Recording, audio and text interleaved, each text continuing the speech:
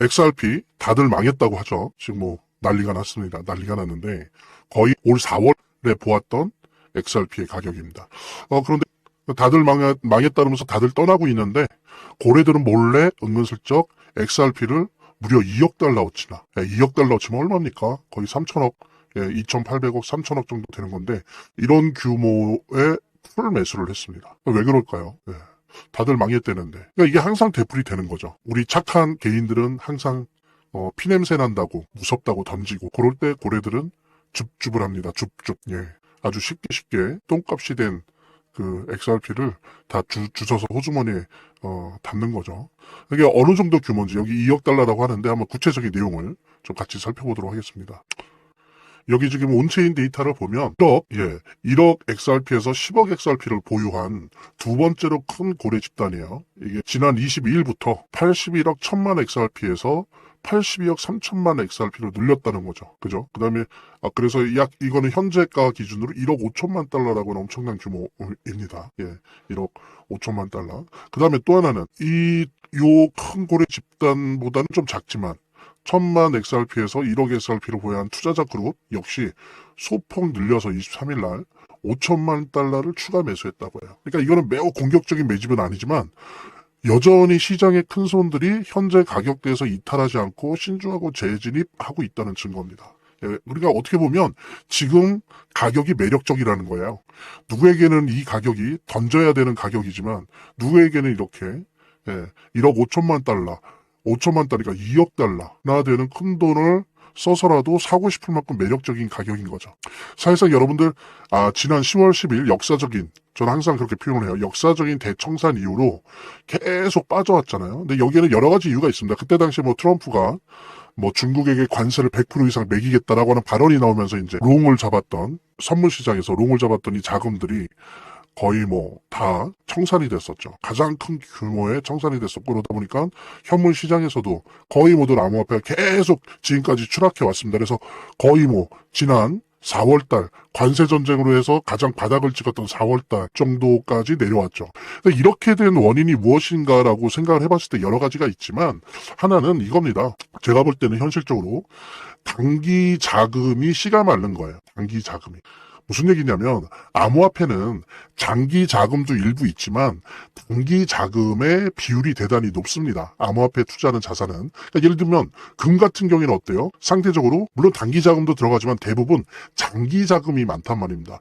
해지하려고 하는 장기 자금이죠. 근데 이제 우리 암호화폐는 주로 단기 자금의 비율이 높은데 미국이 1월부터 6월까지 부채 한도가 꽉 차 있었기 때문에 채권을 발행하지 못했었어요. 근데 그때 BBB법, 아름답고 큰 법이라고 하는 감세 법안인데 여기에 살짝 부채 한도를 높이는 거를 끼워 넣어서 민주당도 오케이를 해줬단 말입니다. 그래서 이제 채권을 발행할 수 있게 된 거예요. 근데 7월 달부터 이제 채권을 재무부가 발행을 하는데 대부분 8대2의 규칙을 지킵니다. 8이라는 건 뭐냐? 채권 발행할 때 보통 80%는 장기 채권, 20%는 단기 채권 이런 규칙을 지키는데 7월부터 베센트 재무부 장관의 지휘하에 오히려 거꾸로 단기 채권을 80%가 되게 찍어낸 거예요. 그것도 1월, 6월에는 채무 한도가 차서 채권을 못 찍어냈잖아요. 그러니까는 요때 한꺼번에 찍어낸 거예요. 그러니까 1년치를 약 4개월간 단기간 내에 쭉 단기 채권을 발행을 한 겁니다. 그러니까 시중에 있는 그것도 규모가 어느 정도나 되냐면 무려 2조 달러예요. 2조 달러.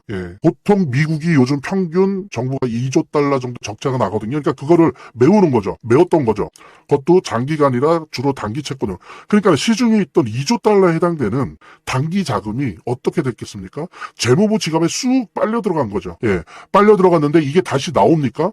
그때 딱 샷다운이 됐던 거예요. 그러니까 빨려 들어가서 다시 나오질 못하는 거죠. 시중의 단기 자금은 다 씨가 말랐고 그러니까 비트코인을 위시로 한 암호화폐가 힘을 못 썼던 거예요. 그러니까 기본적으로 여러 가지 이유나 소재, 이슈들도 있지만 중요한 건 돈이지 않습니까? 유동성이 문제인데 특히 비트코인이나 우리 암호화폐는 단기 자금들이 주로 비율이 높단 말이죠. 근데 단기 자금이 무려 4개월 동안 2조 달러가 재무부 지갑으로 쑥 들어가 버린 거예요. 그러니까 얼마나 큰 충격을 받았겠습니까? 아마 이런 사정이 있었다는 거. 하지만 보십시오. 지금 12월 10일 날 12월 12일부터 이후부터 연준이 월 400억 달러 규모의 단기 채권을 매입하기 시작했죠. 그 다음에 또 MBS 주택 저당 증권도 한 달에 약 한 130억 달러, 그러니까 총 한 달에 530억 달러씩 지금 시중에 돈을 뿌리고 있어요. 단기 자금을. 얼마나 지금 단기 자금이 메말랐는지를 연준의 행동이 보여주고 있는 거죠. 예, 그래서 이제 돈이 들어오고 있습니다. 단기 자금이. 이거를 최소한 내년 1, 4분기까지 한다 그래요. 3월까지 뭐 더 연장될 수도 있지만, 자, 이렇게 점점 물이 들어오고 있다는 거. 여기에 지금 고용률이나 실업률이 계속 생각보다 높기 때문에 지금 처음엔 안 그랬는데 지금 점점 1, 3, 5월 FOMC 회의 중에 적어도 2번 정도는 연소로 금리 인하할 확률이 높다라는 쪽으로 변해가고 있어요. 이랬을 때 이렇게 단기 채권 매입을 하면서 시중에 돈이 풀리고 거기다 기준금리까지 이렇게 낮춰진다라고 한다면 유동성이 특히 단기 자금이나 이런 쪽이 출렁출렁 거릴 거예요. 그럴 때 우리 XRP 또 마찬가지로 급등할 수 있는 그런 장을 맞이할 것이다라고 하는 거. 이 고래들도 다 그런 걸 보는 거죠. 그러면서 지금의 가격이 매력적이다라고 보는 겁니다. 자, 이런 내용 여러분들과 함께 공유하면서 재단에 관련된 이야기 하도록 하겠습니다. 차트를 제대로 보는 것도 중요하고 또 거시경제 상황들을 보는 것도 중요하고 매우 중요하지만 결국에는 사실은 이 모든 거를 무시하더라도 재단이 어떻게 하느냐가 사실은 이 암호화폐의 성패를 좌우하는 가장 큰 요소라고 하는 거를 우리가 모두 다 느낄 수 있는 거거든요. 그래서 제가 좀 과장을 하면 오히려 암호화폐를 통해서 돈을 제대로 버는 사람들은 물론 차트도 보고 거시경제도 보고 하지만 가장 1차적으로 핵심적으로 보는 게 그 암호화폐를 발행한 제작하고 있는 공급하고 있는 재단의 정책과 재단의 상황들을 보거든요. 재단의 어떤 정책들만 봐도 우리들은 이 암호화폐 투자를 통해서 막대한 수익을 얻을 수가 있는 겁니다. 특히 그중에서 우리가 많이 보려고 노력하는 것들은 락업에 관련된 것들이에요. 그리고 락업의 해제에 관련된 것들이에요. 재단이 얼마나 우리가 암호화폐 투자를 함에 있어서 중요한 요소인지를 깨닫고 그 다음에 특히 만약에 우리가 암호화폐를 투자함에 있어서 재단에 무엇을 봐야 되는지 함께 공유하는 그런 시간을 짤막하게 좀 갖도록 하겠습니다. 그래서 제가 여러분들이 최대한 쉽게 이해할 수 있도록 일단 락업 해제에 대해서 먼저 설명을 좀 드려볼 건데요. 이제 락업 해제라고 하는 거는 투자자 보호 차원에서 초기 투자자들이 일정 기간 동안 매도할 수 없도록 물량을 잠가두는데 이거를 풀어주어서 자유롭게 매도할 수 있게 해주는 걸 의미합니다. 그래서 통상적으로는 락업 해제 이후에는 대규모 물량이 시장에 풀리기 때문에 강력한 매도 압력으로 작용해서 가격이 급락하는 모습을 보여주게 되는 거죠. 그런데 우리가 이제 주목해야 될 점은 락업 해제 직전의 모습입니다. 락업 해제 후에는 대부분 급락이 오거든요. 그렇지만 그 전에는 대부분 가격의 급등이 연출되기 때문이죠.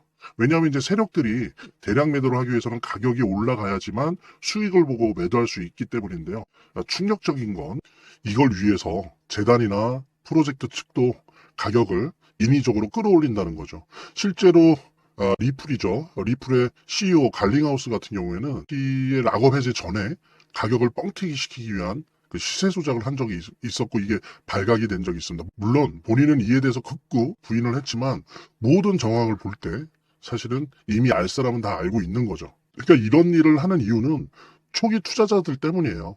이 초기 투자자들에게 수익을 줘야지 어떤 보상 개념의 수익을 줘야 추가적인 투자 유치를 할 수 있는 거죠. 그 초기 투자자들 뿐만이 아니라 그 외에 2차, 3차 투자자들을 모집하기 위해서는 이런 초기에 부풀리기, 뻥튀기가 필요한 겁니다. 예. 그래서 락업 해제 전에 락업 일정에 맞춰서 매수 타점을 잡아내는 것이 매우 중요하게 대두되는 겁니다. 이 락업 해제 후에는 급등 후에 급락 패턴이 옵니다. 이제 그러기 때문에 락업 해제 전에 매수를 해야 되고 락업 해제 후에는 이제 매도를 해야 되는 거죠. 이래야지 이제 엄청난 수익이 가능해지는 건데요. 제가 특정 경로를 통해서 이 재단 측의 어떤 락업 해제 일정을 입수를 했거든요. 예, 근데 이 해당 문서는 기밀 문서이기 때문에 일단 중요한 내용은 이렇게 제가 좀 모자이크 한 거 좀 양해 바라고요. 그러니까 이 문서에는 이제 재단 측의 락업 일정부터 물량, 목표가까지 모든 것이 나와 있습니다. 그래서 해당 일정에 맞춰서 상반기, 하반기 이렇게 나뉘어져 있는데 해당 일정에 맞춰서 세력들은 가격을 끌어올리고 그 다음에 이제 매도를 하겠죠. 그래서 우리도 이 일정에 맞춰서 정확하게 매수매도 타점을 잡아 나가면 엄청난 고수익을, 대박을 노려볼 수가 있게 되는 겁니다. 그래서 여기 나와 있는 제 개인 번호 010-2592-6921로 010-2592-6921로 수익 두 글자만 남겨놓으시면 제가 확인되는 대로 이 모자이크 없는 아까 보셨던 그 문서 원본이랑 그 다음에 이제 언제 어디서 얼마에 매수해야 되는지 그 시그널이 담겨있는 문서를 직접 핸드폰으로 PDF 형태로 전달해 드리도록 하겠습니다. 그러니까 당연히 무료고요. 자, 오늘 영상은 이쯤에서 마무리하고요. 다음 시간에 더 좋은 영상으로 인사드리도록 하겠습니다. 감사합니다.